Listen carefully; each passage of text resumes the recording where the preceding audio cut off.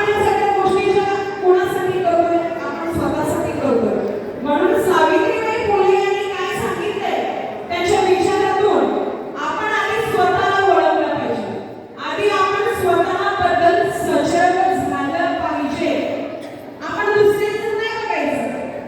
आपण आपल्या स्वतःबद्दल मी माझी क्षमता काय, माझ्याकडे कुठल्या चांगल्या गोष्टी आहेत, आपण आधी स्वतःला ओळखायला शिकलं पाहिजे.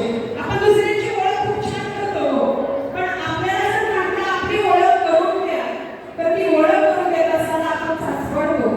म्हणून आपली ओळख निर्माण करायची.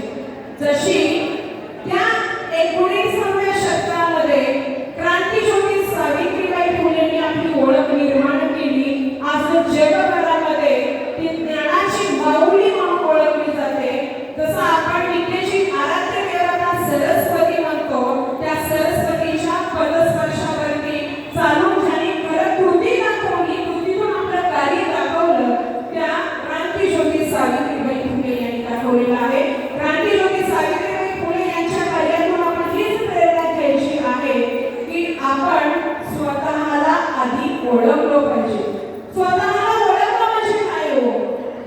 स्वतःमध्ये कुठल्या चांगल्या गोष्टी आहेत त्याची ओळख स्वतःला झाली पाहिजे आणि नको असणाऱ्या गोष्टी आपण सुरुवातीला बाजूला केल्या पाहिजे.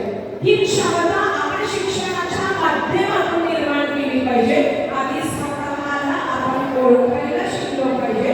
स्वतःच्या आरोग्याबद्दल आपण सजग असलं पाहिजे. आता आरोग्य हा शब्द हेल्थ या शब्दाने आपण दाखवतो. त्या हेल्थ मध्ये याचा जर विचार केला तर त्या हेल्थ मध्ये पहिला याचा जर विचार घेतला तर त्याला आपण हॅबिट म्हणूया. आपल्या सवयी